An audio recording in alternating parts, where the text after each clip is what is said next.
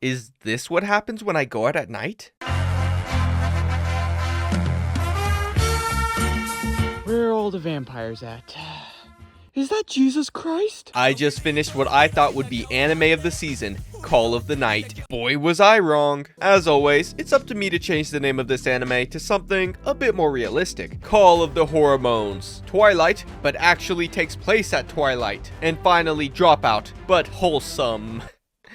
I'm getting demonetized. If you, like Ko, can't sleep because you feel bad for rejecting so many women, then be sure to subscribe to my channel, because we're getting so close to 20k, and at 20k, we're doing High School of the Dead. Yay. And join my Discord server while you're at it. Let me give you a satire synopsis of this anime. これは僕が吸血鬼に恋をするための物語だ。 The protagonist of the story is Ko Yamamori, who decides to stop going to school because it was boring. So, instead, he embraces the only time of freedom, the night. Because I am 14, and this is deep. Luckily for him, Truck-kun took the night off, but he is stopped by a strange woman who offers to take him somewhere to help him sleep, which is conveniently what happened to me in Amsterdam. So he decides to follow Nazuna to her home. I hope that's just a massage gun. 大丈夫、何にもしないって。先っぽだけだから。何の先っぽ? Wait a second, let me check his age. Oh, thank goodness. She's just sucking his blood. Wait, what? Nazuna is a vampire, and why am I the only one reacting to this? You just got your blood sucked. Ko decides, hey, I like the nighttime. I should become a vampire. But in order to do that, he needs to fall in love with Nazuna. And Nazuna needs a portable gusher. So together they embark on this journey. 私が教えてやるよ。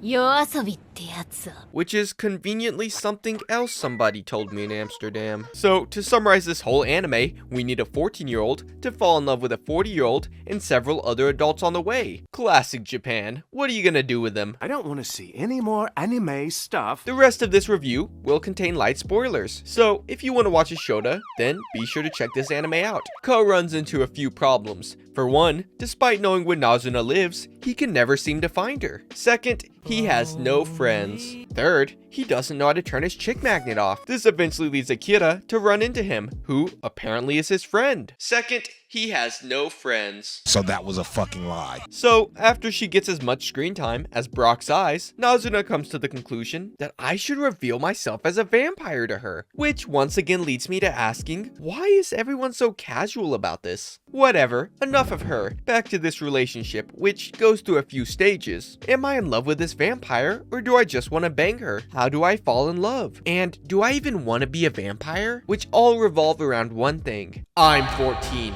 And this is deep. But do you know what this show needs? More hot vampires, all with different personalities. You thought Classroom of the Elite was the big brain anime of the season? Nah, these girls play the real mind games to try to seduce him. Which doesn't work, of course, because he's just a Sigma. Then they try to convert him, because if a human doesn't morph within 1 year of having their blood sucked, then they can never turn into a vampire. Also, they'll kill him for knowing too much if he doesn't change, but they're okay with everybody else who knows. For example, another random friend that he forgot about. Second, he has no friends. Liar! We then get the subplots of peeping Tom at a maid cafe, giving the weeb a shot, vampire hunter, and my personal favorite, having a 14-year-old seduce a working class woman. These problems are all typically solved by Ko saying, "You just like me for real." Ko eventually comes to the realization after 13 episodes of what is even a vampire? That's right, it took him 13 episodes to think,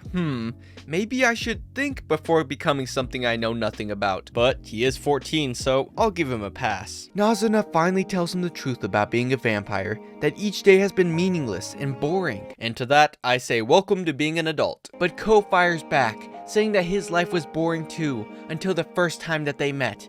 Because I am 14 and this is deep. Now, let's talk about the characters in this anime. Starting off with Miss Haha, she said funny sex joke, Nazuna. Her personality is extremely straightforward. She makes lewd jokes, but gets embarrassed by romance. Nazuna's a carefree, friendly character that has taken this season by storm. Vampires are supposed to create many underlings, but she has no interest in it. 食事とまぐわいを同時に行うものなのだ That's right, she wants to copulate, but not have any children. So, basically every girl in college. Nazuna's the dream of every Discord mod. She's a gamer, only leaves the house at night, and childlike. But I guess the polls don't lie.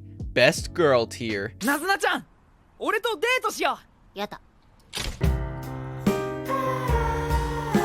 Ko, the 14-year-old who was once at the top of his class. But after his first interaction with a female, he decides maids before grades. There has been an uprising of Westerners to combat the terrible crime of reverse grooming? Is that what you would call this? Saying things such as, if the roles were reversed, this would be totally different. That's right, we're canceling this anime. And my response to that is, it's only book. Why you have to be mad? It's fiction, and it's not like they're exactly sexualizing him. The reason so many mangas take place in the school days is because in Japanese culture, after that, their life sucks. Working all the time, never home. Imagine watching My Dress Up Darling, but Gojo only sees Marin once every 6 months. Back to Ko, or as I like to call him, L. But the version with the intelligence of a goldfish. He basically lives alone, considering his mom is always gone, meaning that he can sneak out every night to solve problems that face a 14-year-old kid. 人といる方が寂しく感じたりするもんな I'm 14 years old, and this is deep.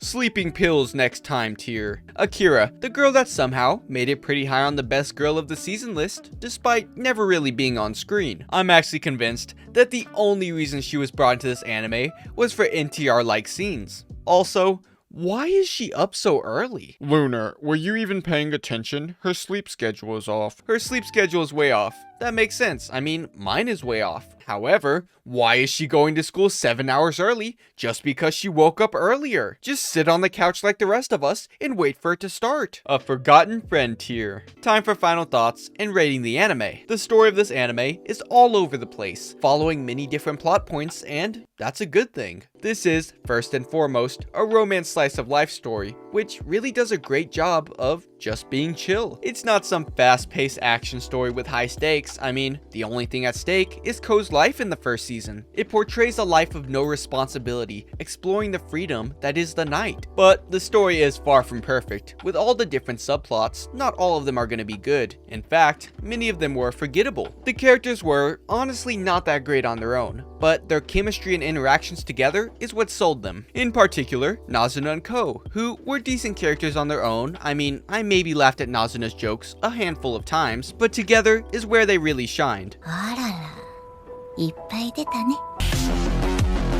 Most of the side characters fall under what I would call the Horimiya syndrome, which basically means they're not nearly as interesting as the main two characters, so they get overshadowed. For example, I couldn't think of much to say about Siri other than that she was gonna kill that one guy before switching up. But unlike Horimiya, this actually works. Still gonna forget about them in a week though. The color scheme of this anime was amazing. The purple skies, everything about the animation was phenomenal. The same can be said about the soundtracks that just perfectly reflect the mood with some top tier voice acting that feels natural. My favorite of all the soundtracks was without a doubt the outro. They really nailed the lo-fi vibe all around. While my anime list gave this anime a score of around 8.2 out of 10, I'll be giving it a score of 8 Dios out of 10. In conclusion, go out for a walk at night to run into a hot vampire, or get mugged and killed. Either way, it's a win-win.